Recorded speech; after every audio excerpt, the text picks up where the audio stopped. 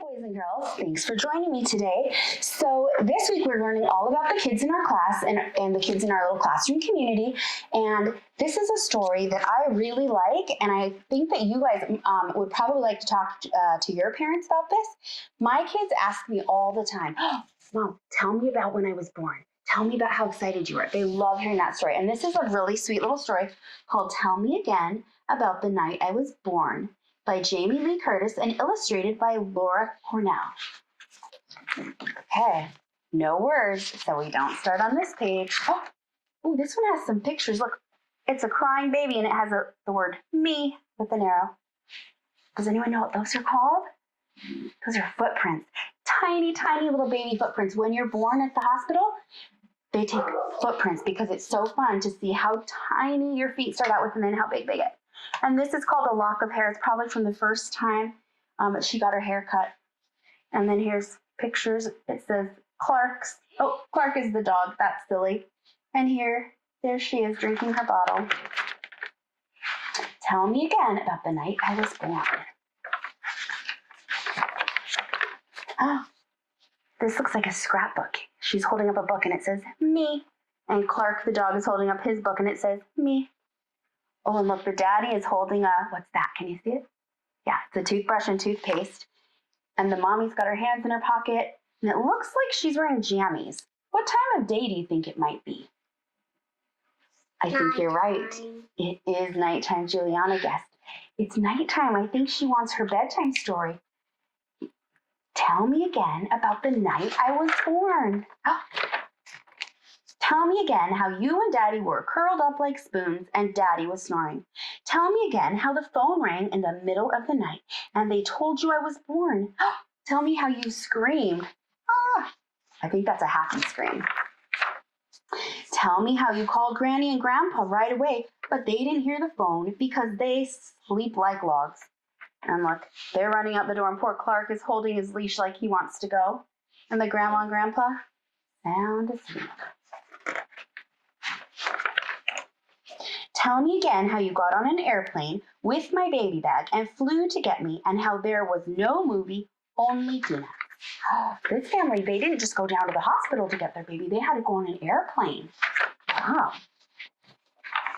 Tell me again how you couldn't grow a baby in your tummy, so another woman who was too young to take care of me was growing me, and she would be my birth mother, and you would adopt me and be my parents.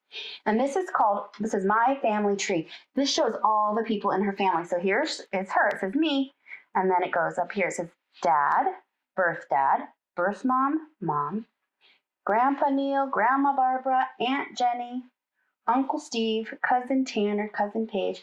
And then up here is more grandpas and grandmas. And then this is so funny. Look at the dog, Clark's side. It has me because they're like brother and sister, I think. And then it has all the different dogs in Clark's family tree. Oh, this one I have to turn sideways. Tell me again how you held hands all the way to the hospital. And when you got there, you both got very quiet and felt very small. Look at here they are. Oh, what do you think they're feeling? Do you think they're excited to meet their new baby? I bet they are. Tell me again about the first time you saw me through the nursery window and how you couldn't believe something so small could make you smile so big. There they are.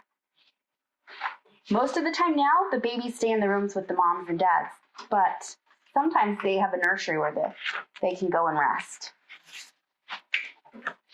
New baby, actual size, long skinny fingers, banana head, cradle cap, long fingernails, wrinkles, potential opera star, future belly button, legs that rarely stay straight, perfect pink toes.